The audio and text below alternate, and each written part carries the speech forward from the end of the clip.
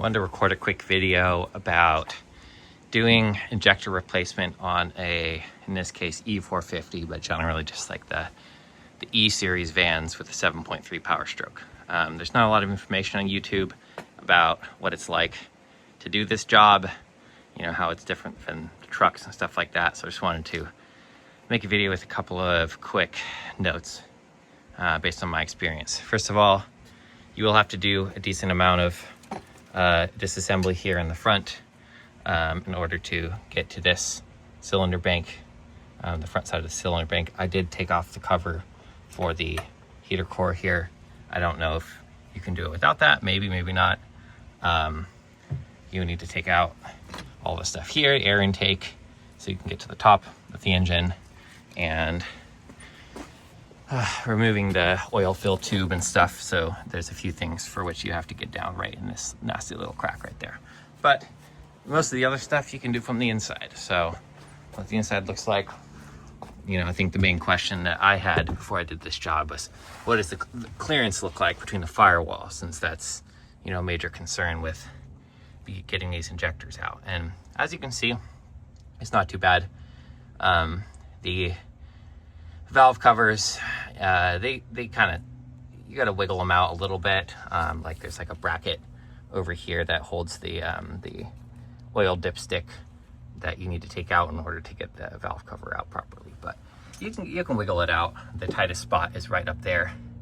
But you just kind of move the valve cover this way instead of out.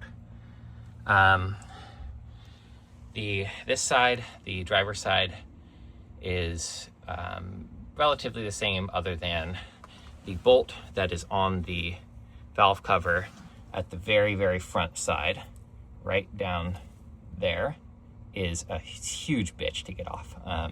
Spent a long time trying to get that off, and I ended up just figuring out that I was doing it wrong. I was trying to use a socket to get it out. The socket is completely blocked by the AC compressor, but I was able to get it out with a stubby, very short or cut down 13mm wrench. All the bolts here are 1/2 inch, but a 13mm works great because it has a little bit more tolerance, and all these bolts are really crusty and dirty. So especially when you're in a tight spot, using one that's like 1/2 millimeter bigger, which is a 13 instead of a 1/2 inch, gives you a little bit of play to get it on. But the way I ended up doing it was reaching down, reaching my hands in there. I have a little like borescopic camera here that sort of helped me figure out what I was doing. But yeah, just this one bolt on the valve cover is really difficult, but you can do it. And it took me a little while. Eventually wiggled it out. Luckily, none of the bolts on the valve cover are very tight, because you can't get very much leverage back there. Otherwise, access from the inside is pretty easy.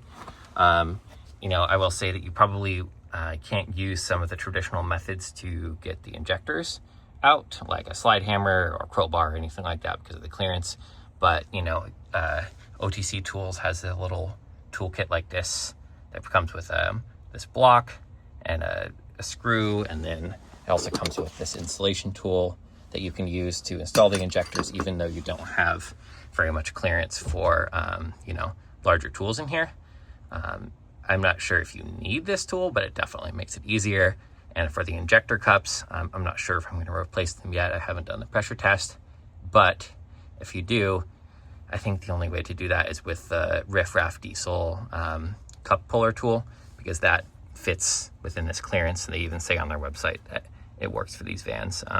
Some of the, you know, larger tap-based methods are not going to fit in this clearance. So if you have the right tools to remove the injectors and the cups, if you're doing that as well, it's not too bad so far. I will make another video if I come across anything unexpected. But basically, yeah, just wanted to show what it looks like for an E-Series van compared to the F-Series trucks, and get that up on the YouTube for future people to see and learn from.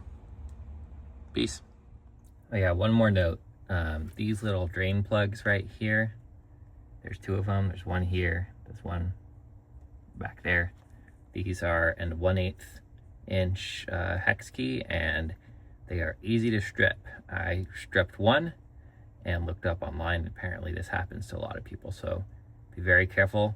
I would blast it out with brake clean to make sure there's no sediment in the bottom of the hex head, and tap your Allen wrench into there. Make sure it's well seated, and if it feels like it's gonna strip, just stop.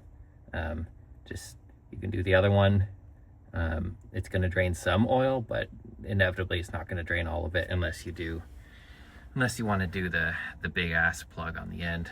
No matter what you do, even if you take these out, there's still going to be some oil that drops down into the cylinder when you pull the injector, so it just helps a little bit. But yeah.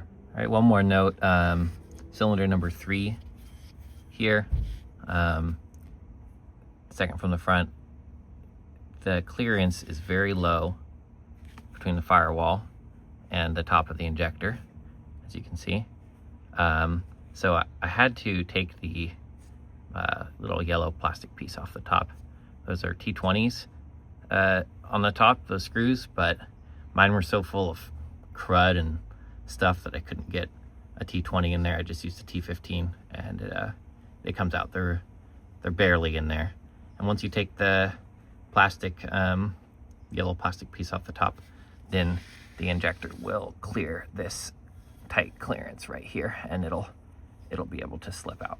But without it, I wasn't able to find a way, unless you, like, I don't know, hammer your firewall or something, which I didn't want to do.